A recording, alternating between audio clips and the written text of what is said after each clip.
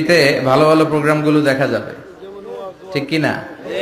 আসলে টিভির কোনো দোষ নাই। টিভিতে যদি ইসলামিক প্রোগ্রাম দেখেন ওটাতে সওয়াব আছে না নাই? আপনি খারাপ প্রোগ্রাম দেখলে যেমনি আপনার আমলনামাতে গুনাহ লেখা হবে, অন দ্য কন্ট্রারি তার বিপরীতে আপনি ভালো প্রোগ্রাম দেখলে আপনার আমলনামায় সওয়াব দিবে কে? একই ছুরি দিয়ে ডাকাত মানুষ মারে, আর ওই একই ছুরি দিয়ে ডাক্তার অপারেশন করে রোগী বাঁচায়। এই জন্য ছুরির কোনো দোষ নাই, দোষ হচ্ছে ওই ছুরিটাকে কোন কাজে ব্যবহার করা হচ্ছে। টেলিভিশনের কোনো দোষ নাই, টেলিভিশনে আমরা লাইভ প্রোগ্রাম দেখি না? কাবা ঘরে কখন কোন সালাত হচ্ছে, যারা তাইফিন তাওয়াফকারী তারা কিভাবে তাওয়াফ করছে, মসজিদে নববীতে ঠিক এই মুহূর্তে কি পরিবেশ, কিরকম মানুষের সমাগম, তার সবগুলো দেখার সুযোগ আছে না নাই? ওখান থেকে যদি আপনি তেলাওয়াত শোনেন আপনার উপর রহমত নাজিল করবে কে? কিন্তু আপনি যদি অশ্লীল ভিডিও দেখেন, নাচ দেখেন, গান দেখেন, গুনাহ আছে না নাই? তার মানে টিভি দেখাতে কোনো দোষ নাই, দোষ হচ্ছে আপনি কি দেখছেন সেই প্রশ্নে চিল্লায় বলেন ঠিক কিনা? এজন্য আমাদের যাদের ঘরে টিভি আছে আমরা যেন ভালো ভালো প্রোগ্রামগুলো দেখি।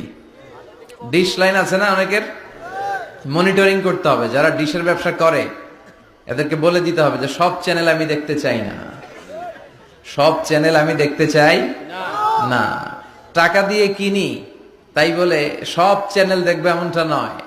টাকা দিয়ে কিনেন বলে কলার সাথে কলার ছোলাও খান নাকি আপনারা? কথা কন। টাকা দিয়ে কিনি বলে বাদামের সাথে বাদামের খোসাও খাই, ওইটা কিন্তু ঠিকই খোসা ফেলে দেই তারপর বাদামটা খাই, ছোলা ফেলে দেই তারপর কলাটা খাই। তো টাকা দিয়ে ডিশ কিনি বিদায় সব দেখা যাবে না। ছেলে মেয়েগুলো কোন চ্যানেলগুলো দেখতে পারবে, কোন চ্যানেল দেখা যাবে না, এটা আপনি বেঁধে দিবেন। কারণ আপনার জন্য পুরো ফ্যামিলির প্রত্যেকটা মেম্বার্স কি করছে না করছে সবটা আমানত। আমানতের বাইরে কেউ না। যিনি মসজিদের ইমাম, মসজিদের সব দায় দায়িত্ব তার কাঁধে আমানত। যিনি ঘরের ইমাম, আর রিজালু কাওয়ামুনা আলান নিসা, একটা ঘরের লিডারশিপ দিবে পুরুষেরা, বাবা, ওই বাবার কাঁধে ঘরের প্রত্যেকটা ফ্যামিলি মেম্বার্স হচ্ছে আমানত। এলাকার যিনি চেয়ারম্যান তার পুরো ইউনিয়ন পরিষদ তার কাঁধে আমানত। যিনি member of the parliament, MP, এই পুরো নির্বাচনী আসনে যা যা দায় দায়িত্ব আছে তার কাঁধে আমানত। যিনি মন্ত্রী তার মন্ত্রণালয়ের সবকিছু তার কাঁধে আমানত।